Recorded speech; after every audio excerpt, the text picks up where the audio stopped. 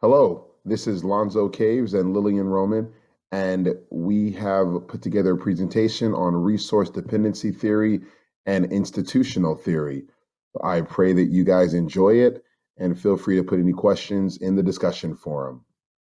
I am going to now speak about institutional theory as it relates to the private schools that I work with as well as Lillian.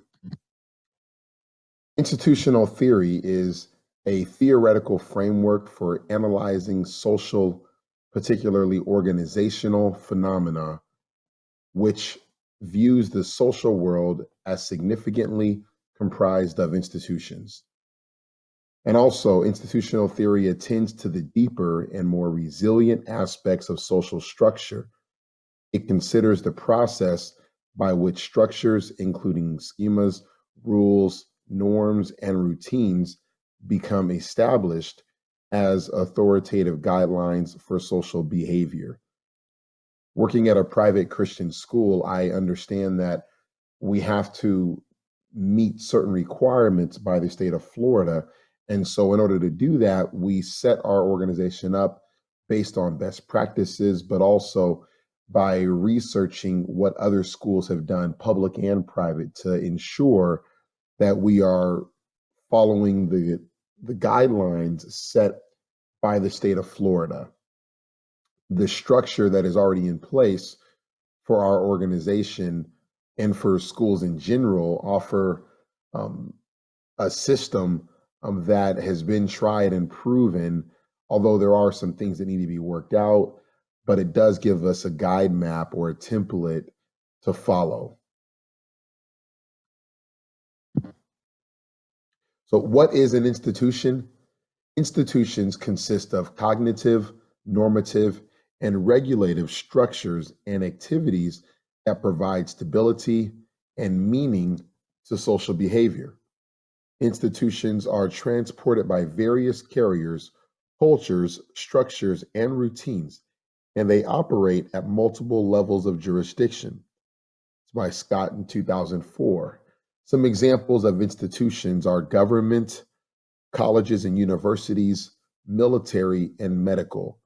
And what this means is that you can look at any one of these different types of institutions, and their structures are very similar within their own categories. Meaning, a military in America, whether it be the Army, the Navy, the Marines, other countries have set up similar systems and structures just like ours, and we have followed followed after their suit as well. And same with government. Although the governments may be different in nature, their theories, their ideas are still the same: to govern a mass population of people and so that people can operate and conduct themselves accordingly. So really each of these institutions offer a similar structure that has been based on other structures that have offered rules, regulations, guidelines, and best practices. And we continue to recycle those same structures based on these institutions. The three pillars of institutions are regulative, normative, and cognitive. Regulative, it plays a stabilizing role by prescribing actions through formal and or informal rules that establish, monitor, and sanction activities, just regulating that organization or that institution, allowing schools across the board to offer the same program from coast to coast, so that if a student is raised in New York and they travel to California, they can still receive the same education. Normative is emphasizes values and norms about how educators should pursue valued ends through legitimate means. Comes down to how we teach and what we teach. Teachers, they want to provide that same instruction. All teachers will not be the same. All jobs won't be the same, but you have an idea of what that value system is, because of the normative, pillar. And cognitive, it shapes the filter through which people view reality and gives meaning to them as they interpret their world. Um, this cognitive pillar offers a similar approach, whether you're in a private school or a public school, by offering the same reality for those children, for those kids, for the teachers, for the educators, for the employees of the school. But it also gives you a different opportunity to have a different worldview as long as you're within that same system, that institution. Private school education and institutional theory. Faith Christian Academy, the school that I work for, uses the model of successful private schools to establish protocols, policies, and rules for our establishment. The three pillars of institution, they offer a framework for us by guiding the decision-making process of FCA. And our class structures, they're designed after the systems that have been in place for a long time. We are a K through 12 school that offers honors and college prep, really the same type of structure you're going to receive in a public school. The difference is we had to search for another private school that was our same size so that we can see how are we going to offer honors classes, non-honors classes, AP classes, standard classes to all of our students to make every course readily available. And really, we've had a tough time offering everything to everybody, but we found a system that has worked. Our core curriculum has been established by the state of Florida Department of Education and is taught by credentialed teachers. We have the same core curriculum as public schools and other private schools in the area. However, our core values and our mission give us a uniqueness that no other school in our area can really offer. The institutional theory provides the framework that has established our system of governance at FCA. Best practices are researched and implemented to ensure that we offer a high quality education. Hello, class. This is Lillian, and I'm very happy that I'm working with Lonzo in this presentation. And I'm going to talk about resource dependency theory. It's the study of how the external resources of organizations affect the behavior of the organization. Organizations enters into relations with other organizations because it has to rely on their resources in order to achieve its own goals. These resources ultimately originate from an organization's environment. Resource dependency theory was originated in the 1970s with the publication of the book The External Control of Organizations, a Resource Dependence Perspective by Jeffrey Pfeffer and Gerald Talancic. Yes. Resource dependency is an open system theory. What is an open system theory? It's refer to the concept that organizations are strongly influenced by their environment. The environment consists of other organizations that exert various forces of an economic, political, or social nature. And in the term of political, I'm gonna talk a little bit more in my next slide how the political issues that we are facing right now can affect my organization, my particular organization.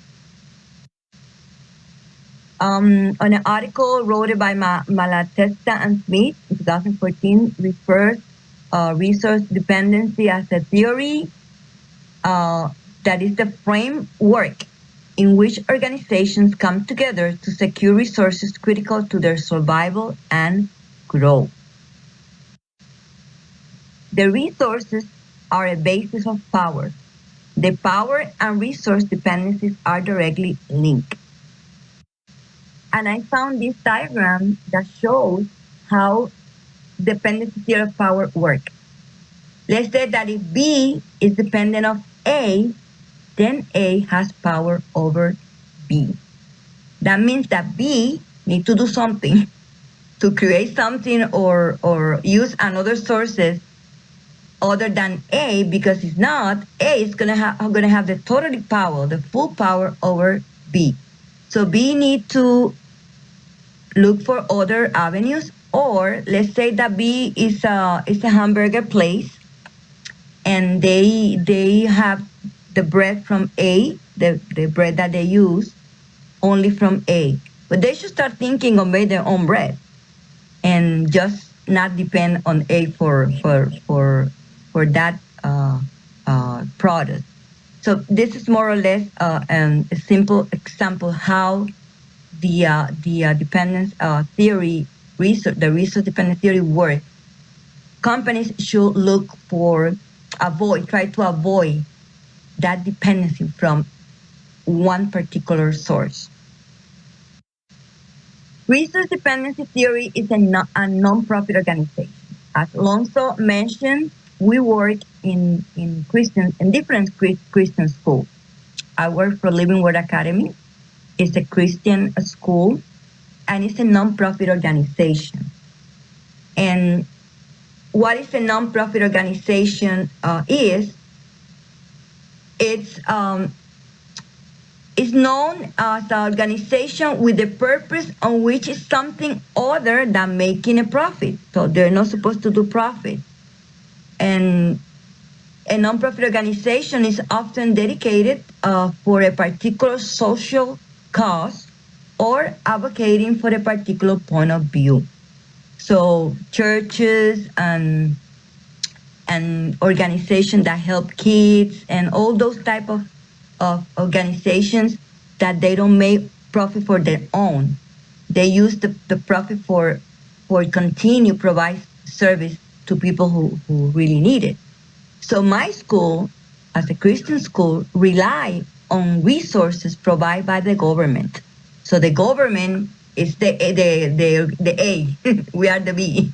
So private organizations and government represent one of the most important funding sources for our school and also Alonso School, like tuition scholarship. We have Step Up, we have McKay, we have Foresee, all those scholarship, those grants, they are funding from most of them from the government. There are some private organizations that help, but most of them come from the government. National Free and Reduced Lunch Program is another huge program that we use to provide free lunches to our students, and another type of resources that we receive.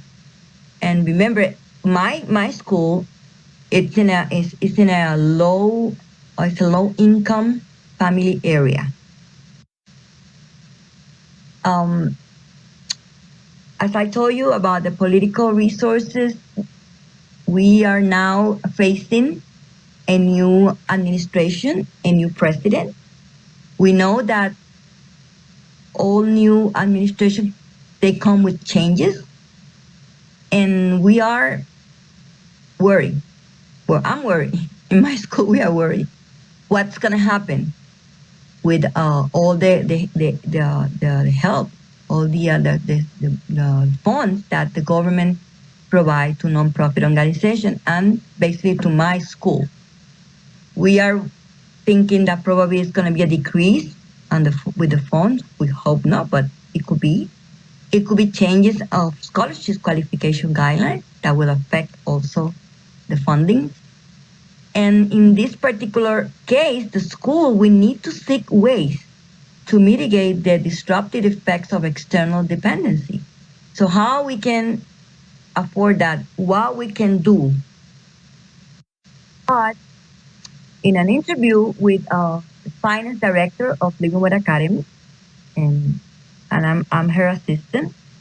And I explained to her. I asked the question, what happened with our school in the worst scenario that the government stopped provide us the help of the grants and all these benefits.